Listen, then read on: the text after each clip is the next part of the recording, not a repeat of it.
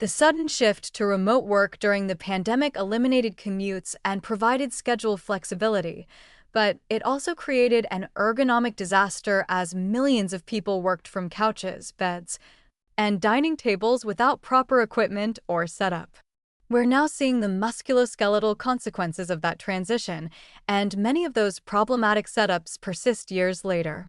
The perfect storm combined several factors: sudden remote work transition without preparation time or ergonomic planning, employers not providing home office equipment or even guidance on setup, and boundary dissolution where work hours extended because there was no physical separation between work and home.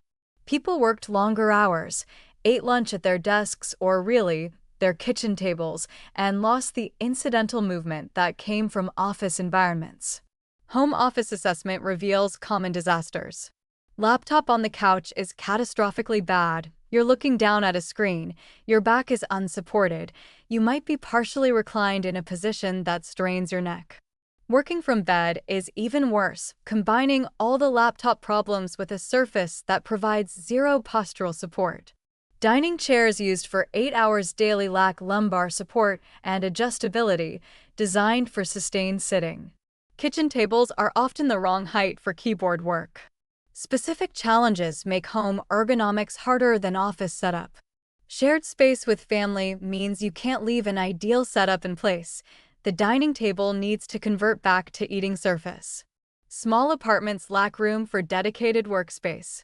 Multiple functions for the same space prevent permanent ergonomic arrangements. You're trying to create a workstation in an environment designed for living, and those purposes conflict. Optimization starts with dedicated workspace, even in small spaces. A specific corner, a closet office, anywhere that's designated for work helps psychologically and practically. Minimal equipment investment with maximum impact includes a laptop stand or stack of books elevating the screen to eye level. A separate keyboard doesn't need to be expensive, just separate from the laptop, and an external mouse. These 3 items dramatically improve ergonomics for under $100 total. Establishing routines replaces office environmental structure. In an office, you naturally moved between conference rooms, colleague desks, printers. At home, you can sit in the same spot for 8 straight hours. Set calendar reminders for movement breaks. Create reasons to move. Put your water glass across the room so you have to stand to drink. Take calls while walking rather than sitting. Hybrid work adds complexity. Alternating between office and home requires adaptation. Your home setup might be different from your office setup, creating inconsistent postural habits. Some people carry ergonomic equipment like keyboards between locations. The cognitive load of switching environments, combined with different ergonomic setups, can increase injury risk during transition periods. Policy questions remain unresolved.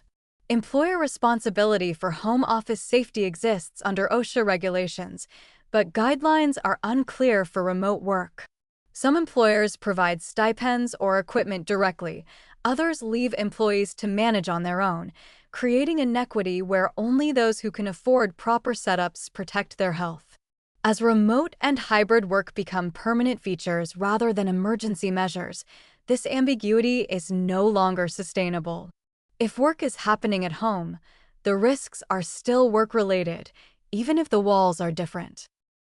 Long-term consequences are already visible. Clinicians report increases in neck pain, lower back pain, wrist and forearm issues, and headaches linked to prolonged poor posture. These are not acute injuries that resolve quickly.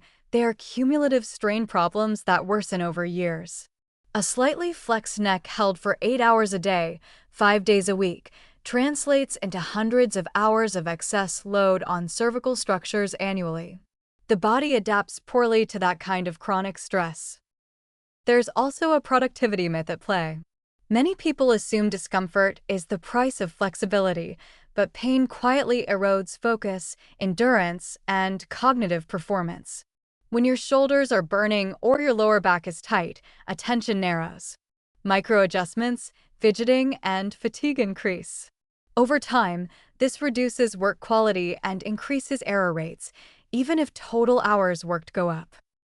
The solution isn't perfection, it's reduction of harm. You don't need a showroom-grade ergonomic chair to make meaningful improvements. Small changes compound. Screen height closer to eye level reduces neck flexion. Arm support reduces shoulder load. Foot contact with the floor stabilizes the pelvis. Movement resets tissues before strain becomes injury. Ergonomics is about probabilities, not guarantees, lowering the odds that today's setup becomes tomorrow's chronic pain. Education is the missing layer. Many workers simply don't know what good enough looks like. Employers often distribute equipment without guidance, assuming the problem is solved. But a chair adjusted incorrectly can be as bad as a bad chair. A standing desk used all day without breaks creates a different set of problems. Clear, simple instruction, short videos, checklists, or virtual assessments can have outsized impact. Looking forward, the home office epidemic is a reminder that work systems shape bodies. The pandemic changed where we work faster than our understanding of how to support that work physically. The next phase of remote work maturity isn't about more flexibility or more surveillance, it's about sustainability. If work is going to live in our homes, it has to coexist with our health.